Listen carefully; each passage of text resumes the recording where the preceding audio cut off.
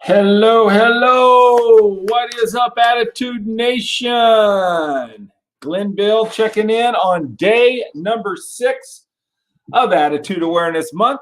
I hope we get some people on the hopper to our live show today, which is a show that I think everybody can relate with.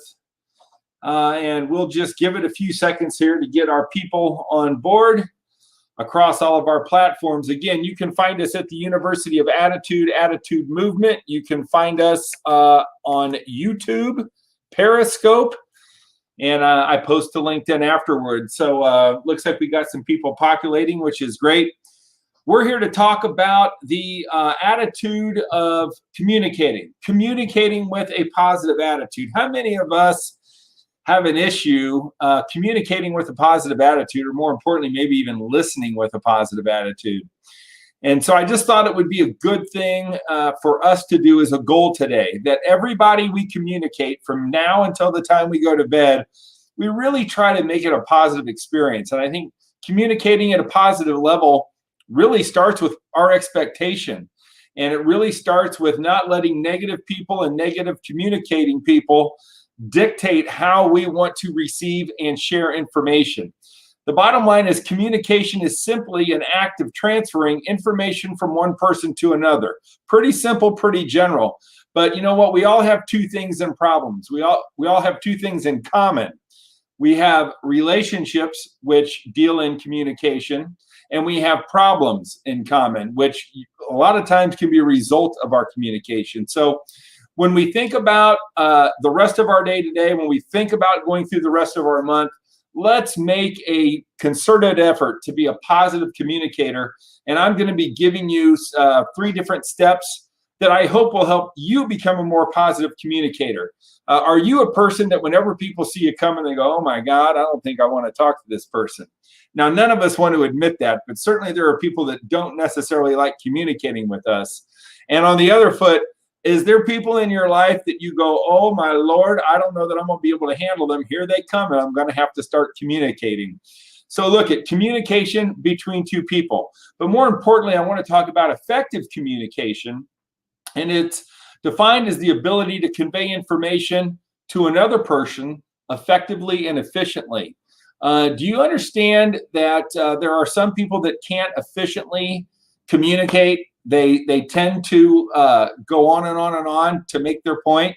Now, sometimes part of bad communication is people, much like me and maybe much like you, have a problem with people that give us too many details. So brevity is something when we talk about communication that can be a very, very positive thing for people. And my question to you is, are you somebody that can effectively communicate and efficiently communicate? Are you using too many words to get to your point? Are you losing people as you're trying to explain things? And certainly body language and nonverbal communication will help you figure that out.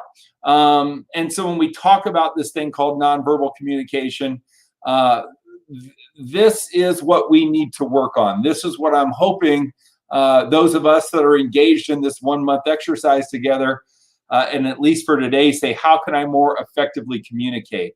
And I want to just give you some words for effective communication, which is clarity and being concise, friendliness. How friendly are you? On a scale of 1 to 10, what's your friendliness level? I'd love you to post on a scale of 1 to 10 how friendly you are, or how friendly people think you are. I'd love to see you post in our comments as well. And I'm going to turn on our chat just in case. It looks like we got a few. Hello, Glenn. I don't know who my Facebook user is, but hello. And if you're on here watching, post our comment. 1 to 10, how friendly am I? Communicating with confidence. How confident are you when you're talking to somebody? You know, nobody wants to speak and communicate with a wimpy communicator. And again, that's probably a lack of self-confidence. But if you are somebody that doesn't feel confident communicating, I'm going to give you some thoughts on how to increase that confidence. Empathy is a very overused word. A lot of people don't know how to describe empathy, but are you able to put yourself in the other person's shoes? When you're communicating, are you really, really able to put yourself in their shoes and have the open-mindedness and respect for that other person, that what they're saying, whether it's true or not, they believe it to be true. And that's what empathy is. It's, when you go, there's no way this person's true, this person's totally wrong, this person's annoying, but to really, really take the time to understand how to get in their shoes. So I'm going to give you 3 quick strategies. Number 1, you got to listen to yourself. To become a positive communicator, you really need to first examine, how are you at listening? How are you at communicating? What words are you using? Do you use words like always and never? Always and never, not good communication words. Do you say, well, listen, this is what I believe? Or do you say, you know what, here's what I consider, or in my opinion, or as far as I can tell? There are words that we use that absolutely crush communication. Like when you walk in and say, what's wrong with you? You can say what's wrong with you, but you know what? There are people that are going to go, hold on, back off. I want you to think about the first words that come out of your mouth when you're engaging with people for the rest of the day, and actually for the rest of the month. What tone of voice do you use? How are you acting? And what was your body language? And is there a better way to choose different words that may not put people so on guard, right? Instead of saying what's wrong with you, you could maybe say, is there something bothering you, right? 2 different results, 2 different ways to receive what's happening. Number 2 is become a safe listener. I really think it's important that when you're communicating with people, that they believe it's a safe place. I think you need to remove your distractions, get rid of the nose and phone disease. I mean, it's crazy. And I know many of you have kids that got their phone and you're talking to them and they're doing this. Totally not cool, right? So being a safe listener has to, number 1, deal with empathy. Number 2, saying, look, at whatever you tell me is cool, right? It's safe. I'm a safe person. Don't worry about it. And it's being totally focused, making that eye contact, and having that empathy that we talked about it. Show them with your body that you're interested in what's being said. Look and consider your body language with the next conversation that you have, and focus on becoming and accepting your partner, if you will, or the person you're talking to, their point of view. It shows simply respect, right? People feel so disrespected when you're talking over them, when you're answering before they get to finish what they're saying, even though I know you really feel like you need to. The 3rd step is that researchers say that it takes a large quantity of compliments and positive statements, ranging from 5 to 23, to counteract the negative ego blow that you may be given somebody. Are you a person that likes to criticize other people, right? Whether you know it or not, or to judge other people, it's all part of us. Like, we all do it. And sometimes we don't mean to do it. But you may have somebody very close to you. It could be one of your children that you want to correct and you want to help them. And everybody goes, oh, I just want to help them. Well, you know what? It's not helpful. All they see it is as a criticism.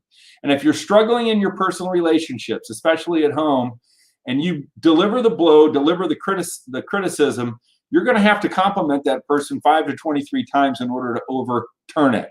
So, Global Attitude Awareness Month, I want you to become aware of, am I empathetic? Am I a safe listener? And what is my compliment to criticism ratio? I hope that you will improve that.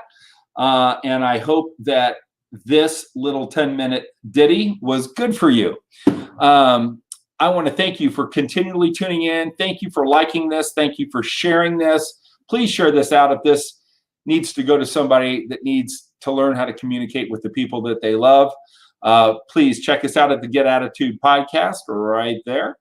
And know that we always have a positive message every single week coming to you. It drops on Tuesday on your favorite platforms. And I look forward to seeing you tomorrow for Attitude Awareness Day number 7. This is Glenn Bill signing off. So great to be with you. I hope this helped.